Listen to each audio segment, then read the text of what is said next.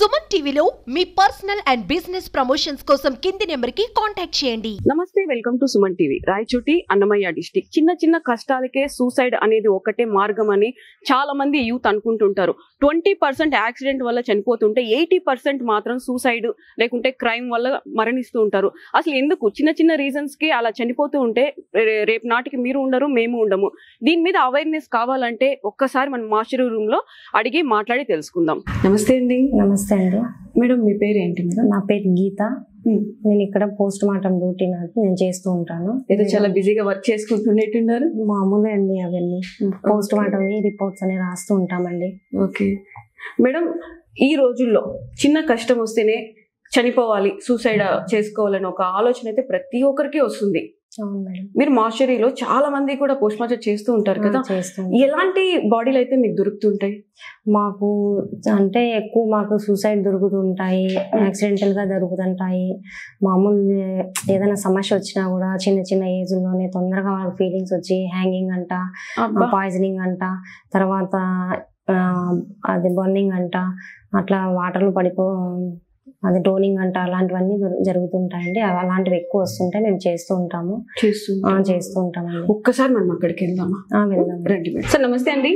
Sir ఎలా ఉన్నారు? Sir మీ పేరు? నా పేరు బండి దొరబాబు. దొరబాబు, ఇక్కడ ఏం చేస్తుంటారు సార్? మేడం, నేను మామూలుగా హాస్పిటల్లో ఎంఎన్ఓ మేడం. సో ఈ మధ్య ఇక్కడ పిఎం అసిస్టెంట్ ఎవరు ఉండేలేదు మేడం. మనమే నా ముందు అతను రిటైర్డ్ అయిపోయాడు. ఒక 10 ఏళ్ళ నుంచి నేనే చేసుకుంటాను మేడం. రీసెంట్ వచ్చి ఈ అమ్మాయి వచ్చింది. అదే ఇందాక మాట్లాడుతున్నాను. ఎన్ని ఇయర్స్ ఉంది సార్ మీరు? నేను ఇక్కడ 16 ఇయర్స్ అయింది మేడం. 16 సంవత్సరాల నుంచి హాస్పిటల్ ఉన్నాను మేడం. 10 ఏళ్ళ నుంచి వర్క్ చేస్తున్నాను మేడం. అప్పుడు అది ప్లస్ ఇది ఉంటే వీడ. అయితే మీ సర్వీస్ అంతా కలిసి 16 సంవత్సరాలు. 16 సంవత్సరాలు చాలా చూసేసి ఉంటారు ఇక్కడ. చాలా అంటే చాలా. ఎందుకంటే బయట మనం చూసేది ఒకటైతే హాస్పిటల్లో చావును నుంచి బయట పడడం చూసింటారు, చావులు కూడా చూసింటారు ఇక్కడ. అలాంటి సిచ్యువేషన్ లో మీరు చెప్పే మాటలే మోటివేషన్ గా ప్రతి ఒక్కరు తీసుకుంటారు సార్.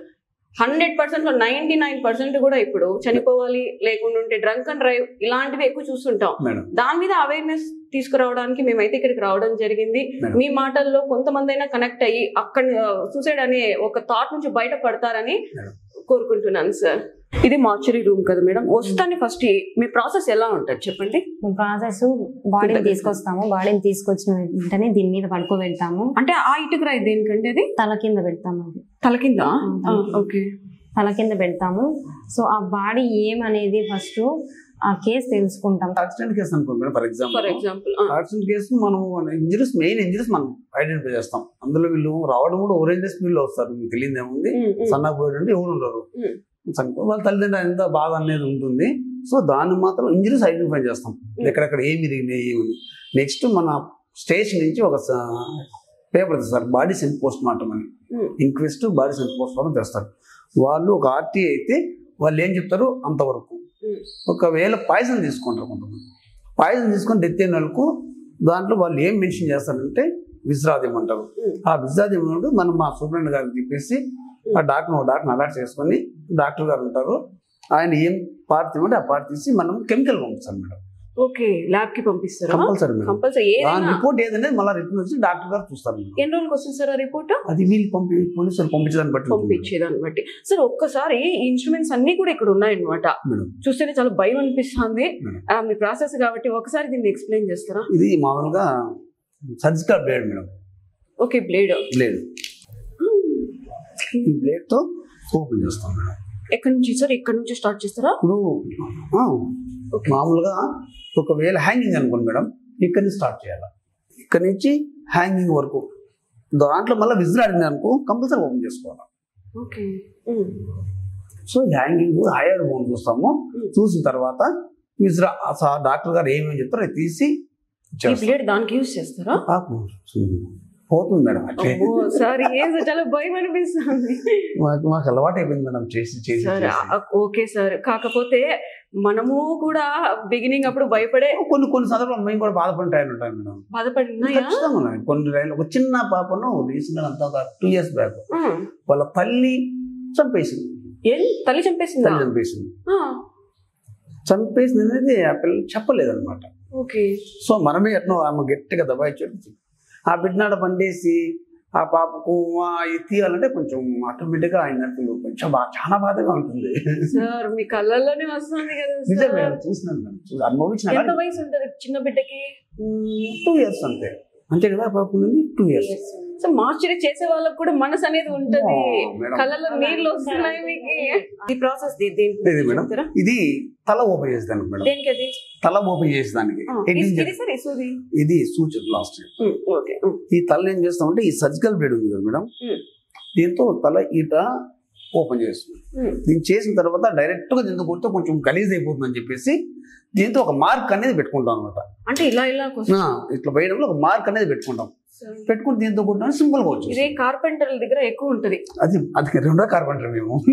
అదే మామూలుగా యాక్చువల్ చెప్పాలంటే కార్పెంటర్లు రంపంతో ఇలా తెంపడానికి కట్ చేస్తారు. అదే వాళ్ళ కార్పెంటర్, మేము రెండో కార్పెంటర్. సో ఇది చేసి ఇట్లా వేసినామంటే నీట్ గా ఓపెన్ అయిపోతుంది. దాంట్లో ఏమవుతుందంటే ఆ ఓపెన్ అయిపోయినాక డాక్టర్ గారు దాంట్లో ఏమైనా ఇంజరీస్ ఏమున్నాయి అనేది దాంట్లో వాళ్ళకి తెలిసిపోతుంది. కొట్టినప్పుడు లోపల బ్రెయిన్ లో బ్లడ్ క్లాట్ కావడం, సో ఏ సైడ్ క్లాట్ అయింది అనేది డాక్టర్ గారు తెలుసు. దాన్ని బట్టి డాక్టర్ గారు సర్టిఫికేట్ ఇస్తారు. ఆ ఫినిష్ లో ఏం చేస్తామంటే సూచన ఇస్తానికి, ఇది కుట్లు వేసేదానికి నీట్ గా సూచన వేసి ప్యాక్ చేస్తాం. కాకపోతే లాస్ట్ చివరి చూపు అంటే స్నానాలు చేయించడాలు గాని, వాళ్ళ సాంగ్యం ఉంటది కదా, హిందూ గాని ముస్లిం సాంగ్యాలు ఉంటాయి. ఇట్లా మాస్టరీ చేసిన తర్వాత కుట్లు స్టిచెస్ అవన్నీ స్నానం చేయించకూడదు అని అంటారు, నిజమేనా? అది కొంతమంది చేస్తారు మేడం, కొంతమంది అట్టేం లేదు. స్నానం అంటే ఎక్కువ బాడీని షేక్ చేయకూడదు. మనము సూచన వేసినాం కదా, ఎంత ఇది వేసినా కూడా అడల్స్ బ్లీడే కాకుండా నీట్ గా పెట్టుకొని చేసుకోవచ్చు, తప్పేం లేదు మేడం. చేసుకోవచ్చు, చేస్తే ఏం ఉండదు. ఒకవేళ ఇక్కడ తీస్తే మాత్రము కళ్ళల్లో నుంచి ముక్కులో నుంచి ఇట్లా వచ్చేస్తుంది. ఇక్కడ మాత్రం చేస్తే ఇక్కడ కడుపుకు గానీ తలకు గానీ చేస్తే అంత ఏం ఉండదు. సూచర్స్ వేస్తే కొంచెం నీట్ గానే వేస్తాం కాబట్టి ఒక్కటి మాత్రం ఇక్కడ గొంతు దగ్గర చేస్తే మాత్రమే వస్తుంది. నోట్లో గానీ ముక్కులో గానీ బ్లీడింగ్ వస్తుంది. సూచర్ వేసినా వేయకన్నా అది ఆటోమేటిక్ గా కదిలిస్తే వచ్చేస్తుందండి. ఉంటది కదా, స్ట్రక్ అక్కడే ఉండిపోతుంది. ఇప్పుడు ఇక్కడ కట్ చేస్తాం కదా, కిందికి వెళ్ళదు, పైనే ఉంటది కాబట్టి అది ముక్కులో నుంచి నోట్లో నుంచి వచ్చేస్తుంది. మెయిన్ వచ్చి ఎలాంటివి ఎక్కువ వస్తున్నాయి ఇక్కడికి? డ్రంక్ అండ్ డ్రైవా, క్రైమా, లేకుండా ఉంటే సూసైడ్ ఎక్కువ మేడం. సూసైడ్ ఎక్కువ. ఈ ఆర్టీ అనేది యాక్సిడెంట్ కేసులు అనేది మామూలు. దాన్ని మనం అసలు అది వాళ్ళ కర్మ కావచ్చు, లేకపోతే దేవుడు అని రాత్ర కావచ్చు, లేదా వీడి వే స్పీడ్ బట్టి ఉంటుంది. ఈ సూసైడ్ వస్తాయి కదా, మందు తాగడము, ఆత్మహత్య అంటే ఏమంటారు హ్యాంగ్ ఊరి వేసుకోవడము అవి ఉంటాయి మేడం. ఎక్కువ మోస్ట్లీ సూసైడ్స్ ఉంటాయి. మేము చనిపోయినాము ఆడికి అయిపోయింది అనుకుంటారు, అంతే మేడం. ఫ్యామిలీ అన్యాయం అయిపోయింది అనేది ఎవరికి అర్థం కాదు. బ్రతికేదానికి ఎన్నో అవసరాలు పడచ్చు మేడం. దాన్ని చనిపోయిన తర్వాత వాళ్ళ తల్లిదండ్రి కానీ వాళ్ళ భార్య ఉంటారు కదా మేడం, వాళ్ళు ఎంత బాధపడతారు అనేది వాళ్ళు అప్పటికి ఆలోచించరు. అది క్షణికావేశం ఉంది, అయిపో చనిపోవాలా. అవును, నిజమే. చనిపోవాలన్న ఆలోచన వచ్చిన ప్రతి ఒక్కరు కూడా ఒక్కసారి హాస్పిటల్కి వచ్చి చూడండి. బ్రతకడం కోసం ఎంతెంతో చేస్తున్నారు, ఎంతెంతో కష్టపడుతున్నారు. ఒక్కరోజు బతికినా చాలు అని చెప్పి వెంటిలేటర్ల మీద పడుతున్నారు, గుళ్ళు చుట్టూ తిరుగుతున్నారు. అంత అందమైన జీవితాన్ని ఒక్క నిమిషంలో చంపేసుకుందాము అయిపోయింది అని అనుకుంటారు. కానీ వాళ్లకు ఉన్న బాధ్యతలు కూడా చంపేసినట్టే. అంతే కదా, తల్లిదండ్రులు, బిడ్డలు అవన్నీ కూడా బతకడంలో చూపించాలి ఆ ధైర్యం. చచ్చిపోవడంలో అయితే అది పిరికితనం మేడం. బ్రతికి కష్టమైన సుఖమైన ఏదైనా కానీ అనుభవించాలి. అవును, నిజమే.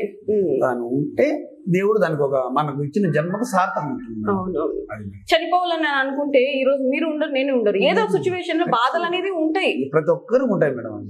ఏదో ఒక సిచ్యువేషన్ లో ఎందుకు ఈ జీవితం, చనిపోతే బాగుంటది అని అనుకుంటాం.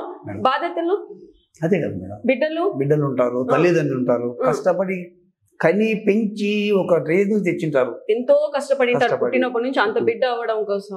ఒక 2 నిమిషాలు ఆలోచించకుండా పోయి నువ్వు చేస్తే వాళ్ళ తల్లిదండ్రి మళ్ళీ ఆ పెయిన్ అనేది వేరే. పోస్ట్ మార్టం చేసేటప్పుడు జెంట్స్ కొంచెం లైట్ గా ఆ భయంతో ఆల్కహాల్ తీసుకొని నిద్రపోతారు, లేకుంటే నా పాక నిద్ర పట్టదు అని చెప్తారు. అవునా కదా? అప్పుడు లేడీస్ మీరు అలాంటప్పుడు ఇది చేసిన తర్వాత మీకు నిద్ర అనేది పడుతుందా? మాకు ఇవి చాలా చూసి అలవాటు అయిపోయిందండి. ఫస్ట్ లో నేను కూడా ఇలాగే ఒకసారి భయపడేదాన్ని. తర్వాత చూస్తూ చేస్తూ నాకు అలవాటు అయిపోయింది. నాకు అటువంటిది ఏం ఉండదండి. ఇప్పుడు వాళ్ళంటే తాగుతారు, నిద్రపోతారు, మనం ఏం చేస్తాము, ఏం చేయలేం కదా. దానికి అలవాటు పడాలా, అలవాటు పడినాను. నాకు అలాంటివి ఏం లేవండి. చేస్తాను, నిద్ర పడుతుంది, నిద్ర పడుతుంది, తింటాను, ముట్టుకుంటాను. నాకు అలాంటి ఫీలింగ్స్ ఏం లేవు. వాళ్ళకి పట్టుకుంటే వస్తారేమో, పట్టుకుంటారు, ఇలాంటి ఏ ఫీలింగ్స్ లేవండి నాకు. సొంత బంధువులే చనిపోతే శవాన్ని ముట్టుకోవాలన్నా కూడా భయపడతారు.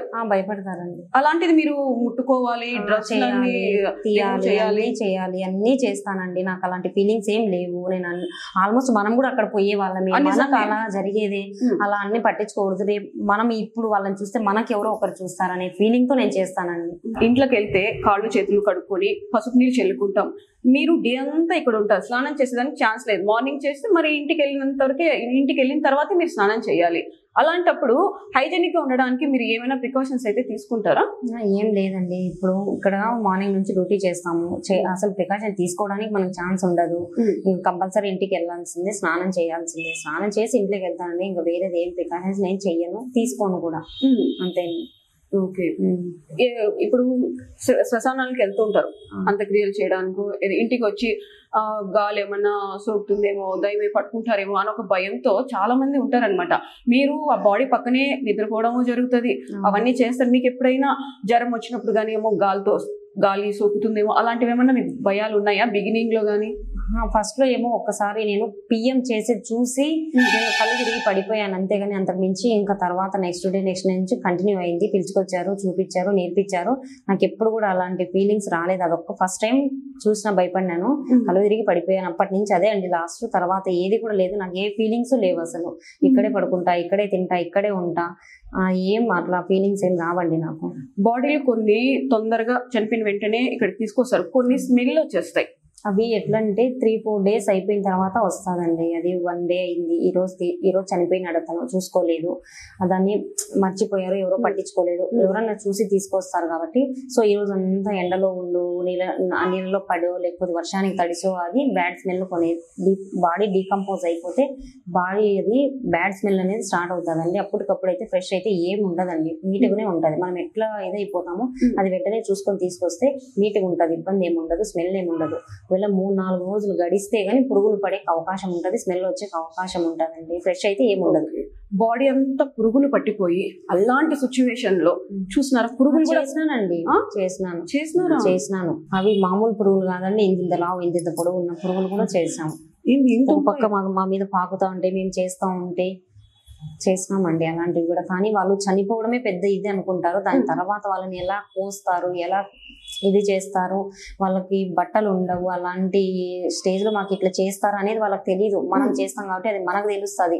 వాళ్ళు చనిపోయినాంలే అయిపోయింది అని వాళ్ళు అనుకుంటారు, కానీ వాళ్ళకి చాలా క్రూరంగా ఇదిగా చేస్తారండి. చూడలేని పార్ట్స్ అన్ని చూసేస్తారు, వాళ్ళు ఎంత ఇదిగా ఉంటారు కదా.